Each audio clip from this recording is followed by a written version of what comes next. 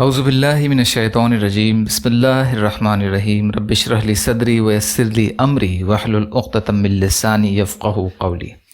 بکھرے موتی حصہ اول۔ ابن آدم کی حقیقت، جس نے اپنے آپ کو پہچانا اس نے اپنے رب کو پہچانا۔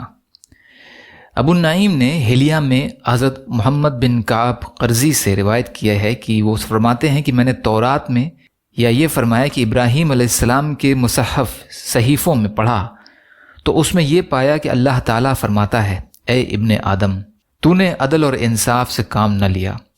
میں نے تجھے اس وقت پیدا کیا جب کہ تو کچھ بھی نہ تھا، اور تجھے ایک معتدل اور مناسب انسان بنایا، اور تجھ کو مٹی کے خلاصہ یعنی غذا سے بنایا۔ پھر میں نے تجھ کو نطفے سے بنایا جو کہ ایک مقرر مدت تک ایک محفوظ مقام یعنی رحم میں رہا۔ پھر میں نے اس نطفے کو خون کا لوتھڑا بنا دیا، اور میں نے اس خون کے لوتھڑے کو گوشت کی بوٹی بنا دیا۔ پھر میں نے اس بوٹی کے کچھ حصوں کو ہڈیاں بنا دیا۔ پھر میں نے ان ہڈیوں پر گوشت چڑھا دیا۔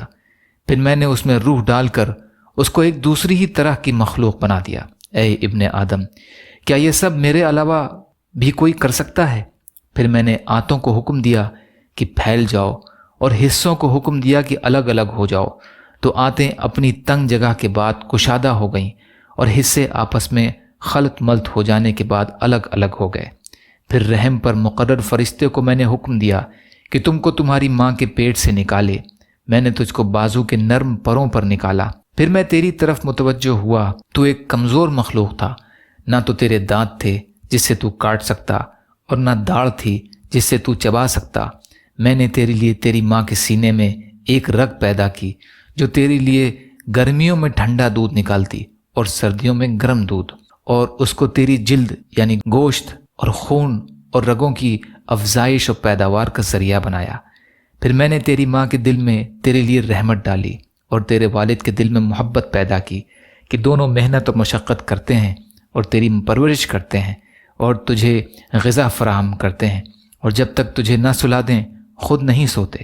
اے ابن آدم، یہ سب میں نے اس لیے نہیں کیا کہ تو ان سب چیزوں کا حقدار تھا، اور نہ ہی اپنی کسی ضرورت کو پورا کرنے کے لیے کیا۔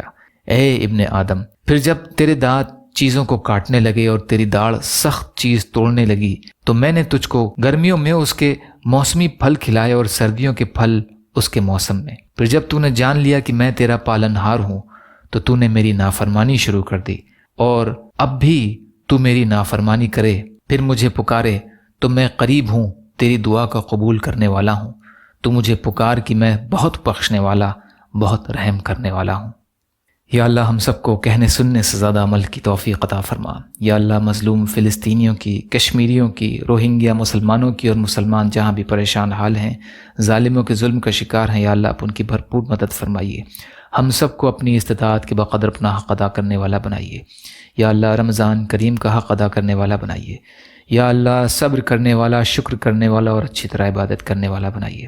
یا اللہ، جنت کا راستہ آسان کر دیجئے، جہنم کے راستوں سے آڑ کر دیجئے۔ آپ جو بھی فیصلہ فرمائیں اس کا انجام ہم سب کے لیے بہتر فرما دیجئے۔ یا اللہ، جو مانگا وہ بھی عطا کر دیجئے، جو مانگنے سے رہ گئے وہ بھی عطا فرمائیے۔ ربنا تقبل منا انک انت السمیع العلیم برحمتک یا ارحم الراحمین۔ لا الہ الا اللہ محمد رسول اللہ۔ السلام علیکم۔